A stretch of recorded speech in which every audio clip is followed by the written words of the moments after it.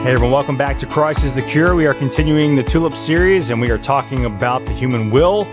Today we are going to get into the nitty-gritty, the weeds. We're getting into the meat and potatoes, all those good things. Last week we had a detour that was, I believe, necessary. Hopefully gave you something to look up and chew on for a little bit. And today we're going to go into it. The Arminian position on libertarian free will. Remember that if you are a patron, you have access to the full show notes. It is your patron exclusive perk for supporting Christ is the Cure. You can join the support team at patreon.com/Christ is the Cure. Let's just go ahead and get into it. We're going to see how much ground we can cover today, but I will purposely try to talk a little bit slower at points where it gets kind of weird, because I know that talking fast is kind of my kryptonite and painful for y'all. So, Matthew Pinson begins his explanation on what Arminians believe about free will with the following quote: "If traditional Arminians do not affirm the semi-Pelagian account of free will, what do they mean when they say they believe in free will in salvation? In short, they mean freedom from necessity, not freedom from depravity." And that's in 40 Questions About Arminianism. Pointing to Jacob Arminius, Pinson states, quote, "The key to his doctrine of free will was his differentiation of necessity, contingency, and certainty," end quote. So he explains that the things that are contingent are things that do not have to turn out the way they in fact will. What does that mean? It means that they have the possibility to go any direction. So contingent things are those things that do not have to turn out one specific way. They can go any way.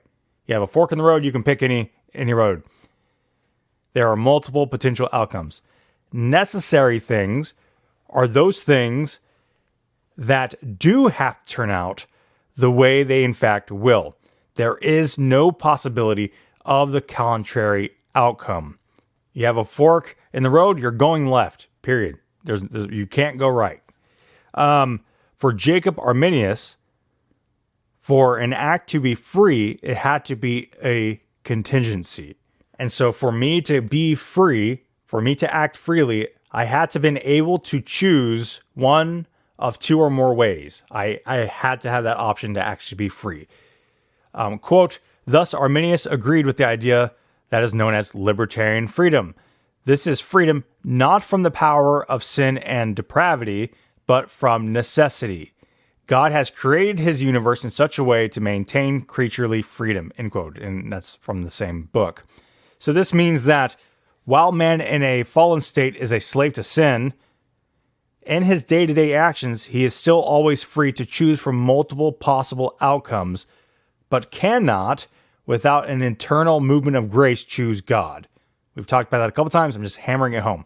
So Arminius believed that man was still enslaved to sin, but he was free from necessity. He was free from only having one possible outcome in his decisions. At conversion for Arminians, when grace repairs or frees the man's will from the bondage of sin, man can then choose to either take hold of faith or resist grace. There is a contingency. He has the option to do either or. He is free from the necessity of choosing one outcome.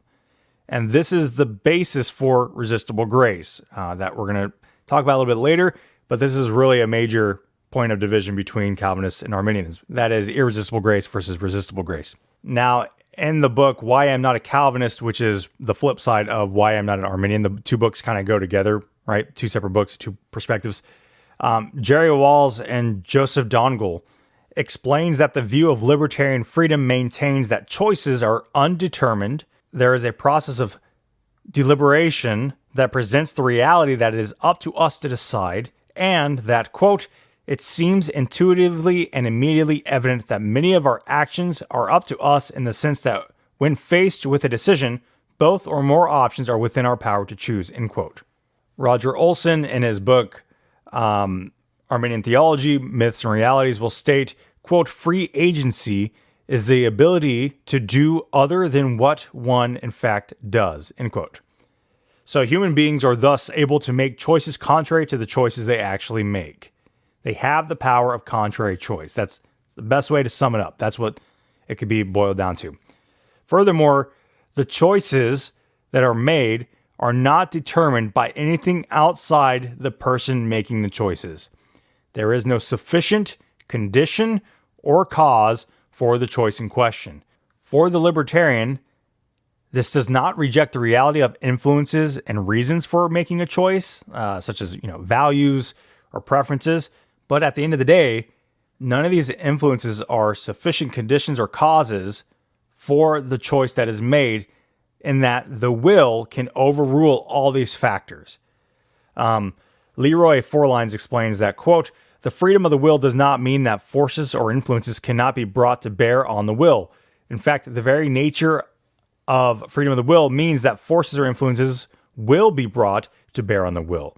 It does not mean that these forces cannot be a contributing factor in the exercise of the will. It does mean that these influences or forces cannot guarantee or determine the actions of the will." End quote. Compatibilist Christensen states about the position, quote, "In most cases, compelling reasons might appeal to a person who then chooses to follow its leading. What cannot happen is that a set of reasons becomes strong enough to move the persons decisively to choose one thing over another. Even if a person agrees, in light of various reasons and arguments presented, that one course of action is preferable, that in no way guarantees that it must be followed. Free will means that we always have alternative choices at our disposal and that we exercise complete control over which alternative we choose. Christian libertarians believe that God endows his creatures with this freedom and that he steadfastly refuses to interfere with it except in rare cases." End quote.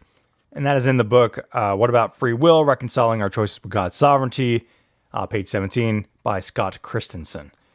Now, it should go without saying that libertarians obviously do not reject the reality that people cannot do literally whatever they want, right? Mankind is limited as a human being. He cannot grow wings and fly.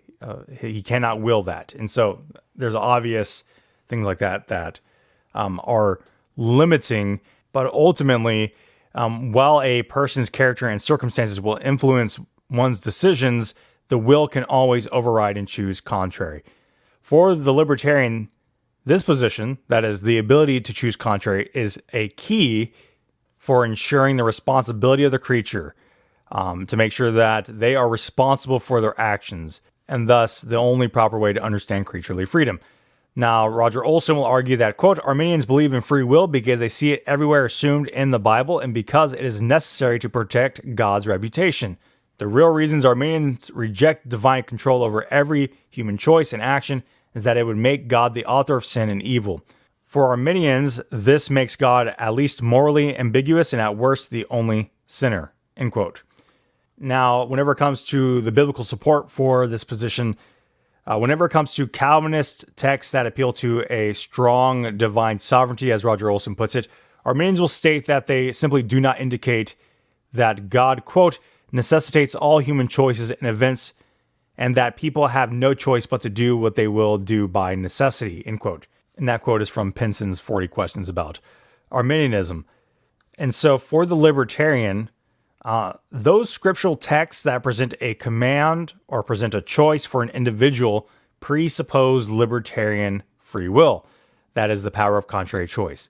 The argument is simply this: whenever you're reading the Bible and you see any kind of command or you see any kind of choice, there has to be the ability to choose contrary to that choice or that command in order for the creature to be responsible.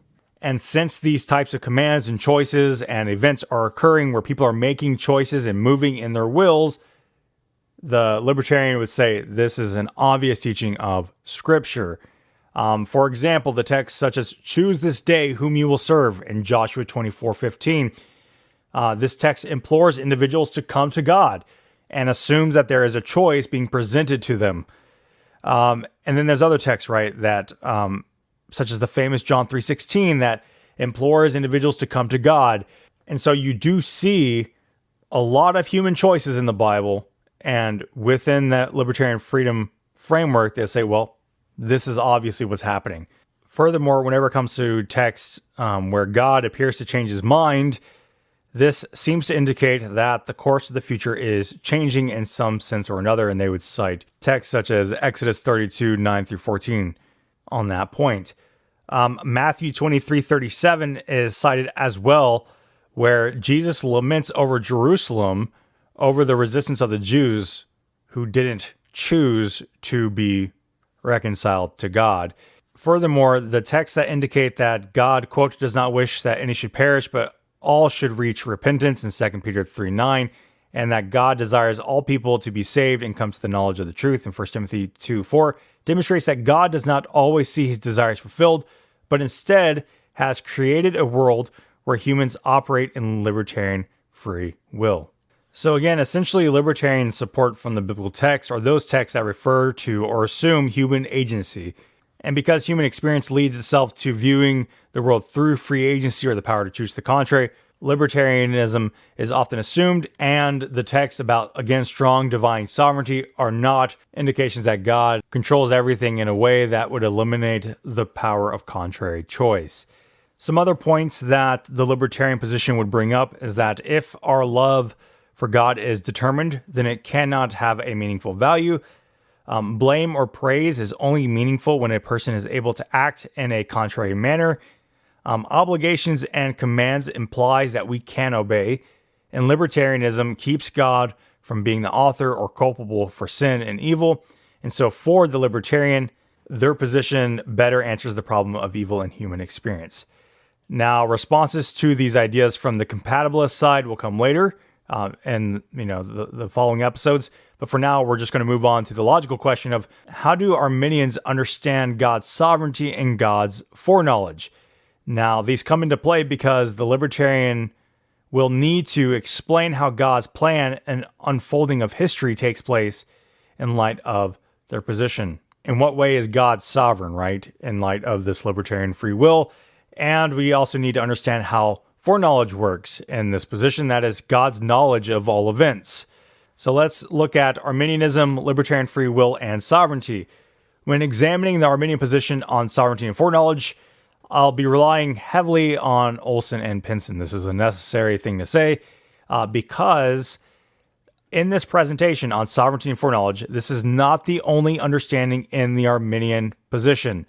There are a number of individuals and internal discussions within Arminian circles regarding the role of middle knowledge or Molinism and its compatibility with Arminianism.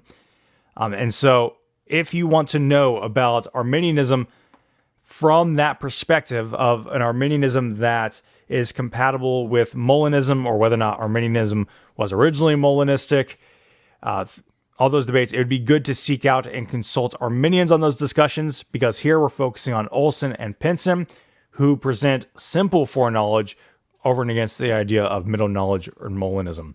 So let's go ahead and talk about sovereignty, beginning with Pinson and his 40 questions about Arminianism. He states, quote, "In Scripture, a sovereign, even an absolute sovereign, is someone who extends his rule over his subjects and propounds laws for them to obey. If they do not obey those laws, they are subject to punishment or even banishment from the sovereign's realm. Even an absolute sovereign does not determine his subjects' moment-by-moment lives so that they will be guaranteed to carry out his will," end quote. Pinson will also cite the Lutheran Hans Martisson, I think that's how you say it, quote, "God limits his own power by calling into existence a world of created beings to whom he gives, in a derivative way, to have life in themselves. But precisely in this way, above all others, that he is omnipotent over a free world, does he reveal the inner greatness of his power more clearly. That is true power which brings free agents into existence, and is notwithstanding able to make itself all in all." So in summary, God limits his own power by calling into existence free agents and letting them live in a sense of libertarian freedom of the will. And Pinson used the king over his nation illustration, but there's also this illustration of a man who is in control of his family in that he ensures that everyone follows the established rules, but there's no determination of every act in reality. So Pinson will go on to state that the universe is not characterized by random chance in this position, but he instead finds agreement with Calvinist Louis Berkhoff, when he describes that God is clothed with the absolute authority and upholds all things with his power and determines the ends which they are destined to serve. Further, Pinson will say, quote, Arminians can even agree with Berkhoff that he rules as king in the most absolute sense of the word, and that all things are dependent upon him and subject to him. As Arminian theologian Kevin Heister says, God's sovereignty is such a clear biblical teaching that no biblically conscious Christian would dare assail it. The question is whether, and if so, in what way, human freedom coexists with God's sovereign plan and control of the universe, end quote. So the Arminian will ultimately say that God still governs all things, and he allows the freedom of choice of human beings and draws those humans into his plans for his ends and purposes. And so Pinson will say, quote, God governs the world to his desired ends while still maintaining creaturely freedom. He permits evil, yet he does not ordain it, end quote. Further, classical Arminians would agree with Calvinists on the point that God's providence over creation is a reality, to the point that if God removed his hand from the world, it would stop moving. Furthermore, within Jacob Arminius' writings, there is a distinction between two different modes of God's will: God's antecedent will and consequent will. Now, God's antecedent will is God's will and pleasure that comes from God himself, and the consequent will of God is his will of permission. To put it another way, we'll quote Matthew Pinson again, quote, God's antecedent will involves those things that God approvingly wills. His consequent will involves those things that he merely allows. Without God's grace, we can do nothing good, yet our actions are free in the sense of libertarian free will, end quote. Roger Olson, in his book Arminian Theology, Myths and Realities, follows on the same route. Olson states, who is to say that sovereignty necessarily includes absolute control or meticulous governance of real contingency and free will? Does sovereignty entail these meanings in human life? Do sovereign rulers dictate every detail of their subject lives, or do they oversee and govern in a more general way? And then he goes on to say, classical Arminianism goes far beyond belief in general providence to include the affirmation of God's intimate and direct involvement in every event of nature and history. The only thing the Arminian view of God's sovereignty necessarily excludes is God's authorship of sin and evil. Faithful followers of Arminius have always believed that God governs the entire universe and all of history. Nothing at all can happen without God's permission, and many things are specifically and directly controlled and caused by God. Even sin and evil do not escape God's providential governance in the classical Arminian theology. God permits and limits them without willing or causing them, end quote.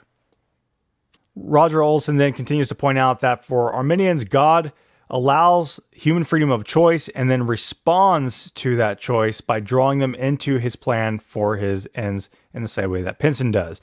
Olson is more concerned with avoiding the notion that God is the author of sin and evil, and so for Olson, Arminianism avoids this issue in that human agency is allowed, and God permits rather than ordains evil to occur. Further, evil must be permitted by God if it occurs. It cannot happen if God does not allow it. And, quote, God has the ability to stop anything from happening, but to preserve human liberty, he permits sin and evil without approving them, end quote. Further, quote, God permits it designingly and willingly, but not efficaciously. Furthermore, God controls, or in parentheses, ordains, appoints, limits, directs, in parentheses, it in a sense that he appoints it to a good end. Olson, when describing Jacob Arminius, explains that for Arminius, quote, God is the first cause of whatever happens. Even a sinful act cannot occur without God as its first cause, because creatures have no ability to act without their Creator, who is their supreme cause for existence. And when a sinful act occurs, the same event is produced by God and the human being. The guilt of the sin is not transferred to God, because God is the effector of the acts, but only the permitter of the sin itself. This is why Scripture sometimes attributes evil deeds to God, because God concurs with them. God cooperates with the sinners who commit them, but that does not mean that God is the effectuous cause of them or wills them, except according to his consequent will. God allows them and cooperates with them unwillingly in order to preserve the sinner's liberty, end quote. And that again is Roger Olson's book, Arminian Theology, Myths and Realities, page 122 through 123. So God wills to permit sin and supports it without approval, which required God's self-prior limitation, which could be considered his consequent will. So the question then becomes, how do classical Arminians understand God's foreknowledge, which again is the reality that God knows all things and has always known all things? This point actually becomes crucial because we know that God is omniscient. He knows all things. There's nothing that he doesn't know. He knows the future. He knows everything. So let's talk about Arminianism and foreknowledge and libertarian freedom of the will. Within classical Arminians, there are two kinds of events: contingent events, that is, events that could have been otherwise, and necessary events, which could not have been otherwise, or otherwise called predetermined events. Necessary events, that is, those events that cannot be otherwise, were foreordained, and foreordination simply means that God ordained or ordered or decreed something to occur before, right? Foreordained. So in the Arminian picture, necessary events are the events that are foreordained. They cannot be otherwise. Contingent events are those events that could have been otherwise. For the Arminian, these events are both present because that is the way that God designed things. And Pinson, when describing the issue of divine foreknowledge, says, quote, "How can an event be free if God knows it is going to come to pass? If God's knowledge is true, does it not make the event certain? Therein lies the explanation. A future event can be certain without it being necessary," end quote. So in essence, an event can go one way or another without it forfeiting God's certainty that the event will go a particular direction. I'll repeat that. An event can go one way or another while God still has the certainty that the event will go a particular direction. So God's certainty of an event does not mean that it is predetermined or caused by God. Pinson illustrates this like this, quote, "If I decide to go fishing at the lake tomorrow morning, God knows that and has always known that. Yet the reason he has always known it is that he knows everything truly and exhaustively. However, if I choose to go instead to the donut shop tomorrow rather than the lake, then God instead knows that as he has always known it. So, if, in eternity past, God knew that I would go fishing at 7 a.m. tomorrow, then it is certain that I will do so, but it is not necessary. The only reason God knew that I would go is because of my choice to go. My will was the cause of my action, not God's knowledge. Things are caused by other things than knowledge of them, whether divine or human," end quote. This is illustrated by another statement that, quote, "What God knew yesterday is contingent upon what I will freely decide to do tomorrow. If I am free to decide whether to do something or refrain from it, it is up to me to decide which I shall do. And whichever I decide to do, God will have known it yesterday, and indeed from all eternity that I will do it," end quote. Now, with that all said, Pinson does admit that how God's foreknowledge works in Arminianism, or is understood in Arminianism, differs among Arminians, which I kind of hinted at with middle knowledge and Molinism. The camp is a little bit more diverse in how they discuss foreknowledge, ranging from what is called simple foreknowledge, which says that God knew what would happen only after he made the choice to create humanity, to middle knowledge, which again goes into Molinism and middle knowledge. So that wraps up our discussion on libertarian freedom of the will, sovereignty, and foreknowledge. Essentially, God has created the world in a way that he permits libertarian freedom of the will to occur. He is still involved in what occurs. Creatures can do nothing apart from him permitting something to occur, but there's a distinction between what is contingent and what is necessary. Some things are foreordained and necessary. There's only one outcome, which most Arminians would say, for example, the crucifixion of Jesus. You could not get around that. While other events are contingent events where individuals can choose one way or another, and then they are drawn into God's plan based off of their choices. And for this articulation of foreknowledge, God always knew what choices would be made.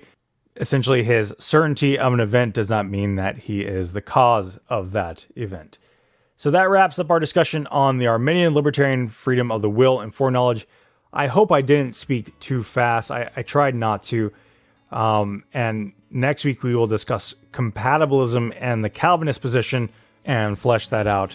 And so until next time, God bless you all and have a wonderful, wonderful weekend.